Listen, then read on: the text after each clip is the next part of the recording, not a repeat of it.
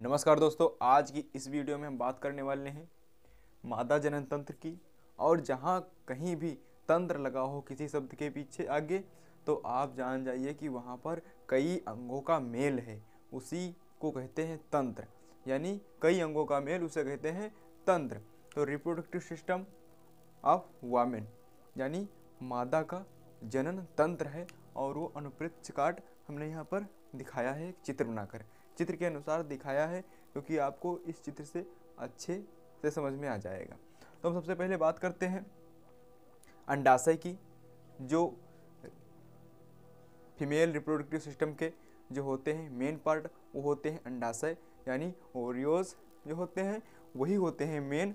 दोनों, अगर कोई स्त्री पूरे रूप से स्त्री है लेकिन उसमें जो है अंडाशय नहीं है या उसमें अंडाणु नहीं बन रहे हैं, तो ये पूरी स्त्री नहीं है। उसके जो प्राथमिक लक्षण होते हैं स्त्री के, वो नहीं होंगे। तो सबसे पहले हमें यहाँ पर देखना होगा अंडाशय, यानी अगर अंडाशय हैं और अंडाणु उत्पन्न हो रहे हैं तब तो स्त्री है। तो हम पहले देखते हैं अंडाशय को। जो प्रत्येक स्त्री में दो पाए जाते हैं और वो दाएं बाएं में जुड़े रहते हैं। हम पहले एक चित्र बना लेते हैं वो मेन रिप्रोडक्टिव सिस्टम का। उसमें देर नहीं लगती है, हम उसे यहाँ बना लेते हैं।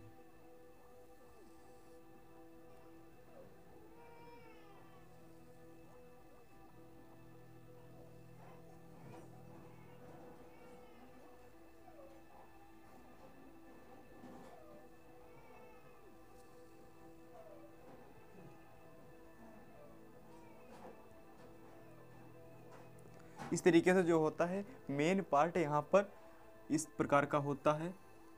और जो मेन रिप्रोडक्टिव सिस्टम जो होता है वो मेन यहाँ होता है।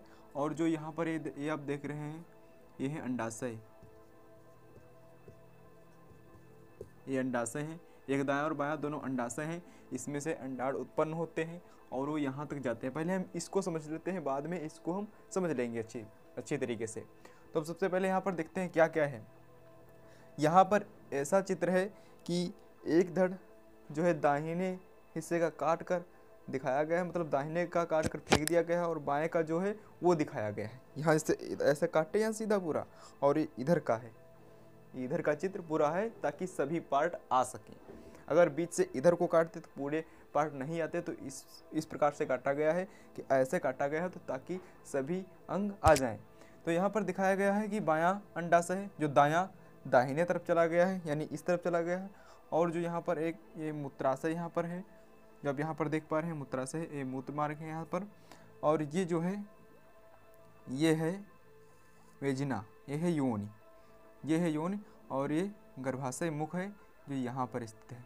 ये आप देख पा रहे हैं मलाशय के जस्ट बगल में। और ये यहाँ से गई है वेजिना और यहाँ पर मिली जा कर के है, और यहाँ पर स्पर्म का मेल होता है जहाँ पर भी मिल जाए। और ये मलाशय रहा, ये रीढ़ की हड्डी है। और क्या है, इसमें कुछ नहीं है। ये गर्भाशय रहा जो यहाँ पर भ्रूण का पोषण मिलता है। तो हम अब इस चित्र को ना देखते हुए इस चित्र को देखते हैं कि इसमें किस तरह से दिया गया है। तो हमारे पास अंडाशय कितने होते हैं? दो अंडाशय होते हैं, दो। दायां और बायां दो अंडाशय होते हैं। दोनों अंडाशय से अंडाणु उत्पन्न होते हैं अपने समय पर, लगभग 1 महीने बाद। 1 महीने में एक बार शायद होता है ऐसा। जो वो अंडाणु उत्पन्न होते हैं तो वो यहाँ से चलते हैं, यहाँ से चलते चलते, और यहाँ से जब स्पर्म जाते हैं तो यहीं कहीं पर इनका मेल हो जाता है। मेल होने के बाद में यहाँ भ्रूण बन जाता है और यहाँ पर शिशु का पोषण यहाँ पर होने लगता है। ये है गर्भाशय। अब हम थोड़ा इसे समझते हैं अंडाशय की, आखिर ये क्या है। तो ये श्वेत है, सफ़ेद रंग का होता है, एक झिल्ली नुमा संरचना इसकी होती है, थैली नुमा। और ये 3 सेंटीमीटर लंबा और 2 सेंटीमीटर चौड़ा और तथा 0.8 सेंटीमीटर मोटा होता है। यानी लंबाई इसकी इधर को नापी जाएगी, ये हो गई लंबाई L, और ये हुई इसकी चौड़ाई, और यही हुई मोटाई। इसका ऊपरी सिरा मोटाई हो गई। तो इसको तो हम समझ लेंगे। अब हम थोड़ा और समझते हैं बाकी पार्ट की। इसमें जो बाकी पार्ट है, अंडवाहिनियाँ हैं, अंडवाहिनियाँ को हम इसी में समझा देंगे। ये लगभग 10 सेंटीमीटर की होती है। ये जो यहाँ पर अंडाशय से गर्भाशय तक जाती है, ये जो बीच में नली जो एक पाइप है, इसी को हम कहते हैं अंडवाहिनियाँ। और ये 2 होती हैं और ये 10 सेंटीमीटर लगभग होती हैं, दोनों बराबर होती हैं, 10 सेंटीमीटर लगभग होती हैं। और यहाँ पर जब हम इस फिगर को देखेंगे, जो ये एरिया दिख रहा है, ये पूरा एरिया यहाँ तक, ये क्या है?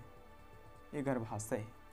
यहीं पर भ्रूण को पोषण मिलता है और यहाँ प्लेसेंटा द्वारा भ्रूण जुड़ा रहता है और प्लेसेंटा द्वारा भ्रूण को पोषण प्राप्त होता है। न्यूट्रिशन भ्रूण को वही प्लेसेंटा द्वारा प्राप्त होता है।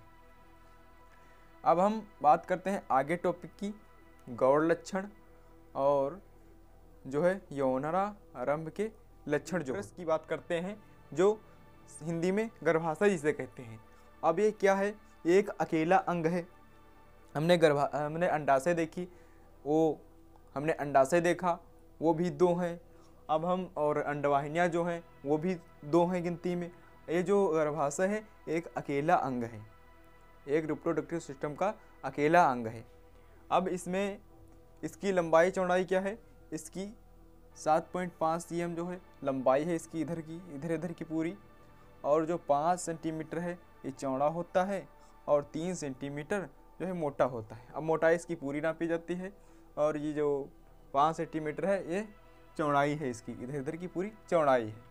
एक अकेला अंग है, ये शंक्वाकार होता है। इसका आकार हम देखें तो शंक्वाकार है। शंक्वाकार कैसा होता है? एक सिरे पे चौड़ा और एक सिरे पर पतला होता है। जैसे कि आप बोतल देखो, किसी बोतल को देखो, वो बोतल इसी प्रकार से होती है और ये योनि में धंसा रहता है। ये यहाँ पर योनि इसकी रहती है और योनि में ये धंसा रहता है, यहाँ तक ऐसे इस तरीके से होता है सिस्टम पूरा, यहाँ पर धंसा रहता है। अब हम अगले टॉपिक की बात करते हैं जो है योनि। अब ये योनि क्या है? अब योनि जो होती है, तो जो मेल रिप्रोडक्टिव सिस्टम का जो पार्ट जाता है तो इसी यहाँ पर जाता है और यहाँ से स्पर्म जो छोड़ते हैं तो स्पर्म यहाँ से जा करके, और स्पर्म किस प्रकार के होते हैं? ऐसे ऐसे स्पर्म हो गए। अब ये स्पर्म यहाँ पर जाकर और यहाँ पर ये इगा रहे हैं, मान लो ये इगा रहे हैं। अब यहीं पर निषेचित होता है। निषेचित होने के बाद में, निषेचित तो यहाँ हो जाता है, निषेचित कहीं भी हो सकता है, लेकिन निषेचित होने के बाद में ये वापस यहाँ इस एरिया में आ जाता है और इसी एरिया में भ्रूण का पोषण होने लगता है। अब इतना तो हमारा क्लियर है। अब हम थोड़ा और आगे बात करते हैं इसके क्या क्या हार्मोन उत्पन्न होते हैं, जो है रिप्रोडक्शन सिस्टम में कौन कौन से हार्मोन स्रावित होते हैं और वो जो है गौड़ लक्षण क्या क्या हैं। तो हम अब आगे इनकी बात करते हैं। अब हमारा इसी गर्भाशय से जुड़ा जो होती है योनि यानी वेजना। अब ये वेजना की संरचना कैसी है और इसका कितना आकार है, ये सब डिटेल में समझाते हैं। इसका आकार जो है 7.5 सेंटीमीटर से 10 सेंटीमीटर तक होता है और एक लंबी थैली नुमा संरचना होती है जो गर्भाशय के अगले सिरे पर पाई जाती है। ये फैलने तथा सिकुड़ने का लक्षण रखती है और ये नर जननांग को ग्रहण करती है तथा रजोधर्म स्राव मार्ग का कार्य करती है। यही जो देख पा रहे हैं ये है योनि है, वेजना है। जो ये वेजना है ये कार्य ये सभी करती है। अब हम देखते हैं सहायक ग्रंथियाँ जो है रिप्रोडक्टिव सिस्टम में जो होती हैं, सहायक ग्रंथियाँ होती हैं, वो हम देखते हैं फीमेल की। अब हमारे पास 2 प्रकार की ग्रंथियाँ जो होते हैं, जो ग्लैंड होते हैं, बार्थोलिन ग्रंथि जो 2 होते हैं, एक जोड़ा होते हैं, और जो पेरिनियल ग्रंथि होते हैं ये भी 2 होती हैं। अब ये हमारे पास जो अंडाशय थे ये भी एक प्रकार की ग्रंथि है, ये एस्ट्रोजन नामक हार्मोन स्रावित करते हैं। लेकिन इसके अलावा हमारे पास 2 ग्रंथियां ऐसी और हैं, यानी 2 जोड़े हैं ग्रंथियों के, और जो ग्रंथियां हैं सेम प्रकार की 2 यहाँ हैं और 2 यहाँ हैं। अब ये योनि के बगल में स्थित होते हैं बार्थोलिन और पेरिनियल ग्रंथि। अब जब ये अपना स्राव करती है यानी जो भी अपना हार्मोन स्रावित करती है, तो इससे जो वेजना में चिकनाहट आती है, वेजना में चिकनाहट आती है, तो इससे जो है रिप्रोडक्शन सिस्टम में जो है काफ़ी सहायता मिलती है। अब जो है पेरिनियल ग्रंथ जो ये है, अब ये भी दो होती हैं। अब इनके स्राव से एक विशेष प्रकार की गंध आती है, स्मेल आती है। अब हमारे पास आता है जो मादा में जब यौनारंभ स्टार्ट होता है, तब इन्हें गौड़ लक्षण कुछ दिखाई पड़ते हैं। स्त्री के कुछ गौड़ लक्षण दिखाई पड़ते हैं। अब कौन से हैं? स्तनों का विकास होना, स्तनों का विकास होना,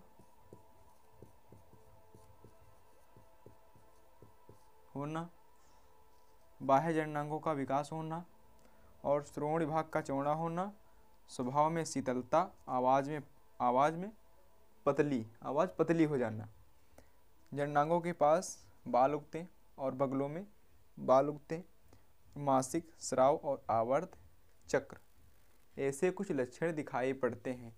और ये कितने उम्र के बाद? 11 से 13 वर्ष की उम्र के बाद, इतनी वर्ष की उम्र के बाद जो है ये सब लक्षण दिखाई पड़ते हैं। यानी इससे पता चलता है कि यौनारंभ स्टार्ट हो रहा है, यानी ये गौड़ लक्षण यही प्रभावित करते हैं, जो है यौनारंभ स्टार्ट हो जाता है।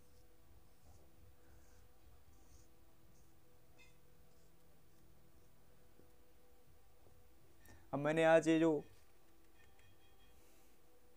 रिप्रोडक्टिव सिस्टम फॉर वुमेन जो ये वाला टॉपिक डिस्कस कर लिया अच्छी तरीके से, और इसका नोट्स जो है डिस्क्रिप्शन में लिंक मिलेगा टेलीग्राम चैनल का, वहाँ पर इसके सारे नोट्स मिल जाएंगे। और जो है कल हमारी जो होगी मेल रिप्रोडक्शन सिस्टम, जो वो क्लास होगी, वो भी अच्छी तरीके से होगी, इसी क्लास की तरीके से होगी। तो बस आज के लिए इतना ही, मिलते हैं अगले वीडियो में। अगर वीडियो पसंद आई हो तो वीडियो को लाइक करके चैनल को सब्सक्राइब कर दीजिए। धन्यवाद। जय हिंद, जय भारत।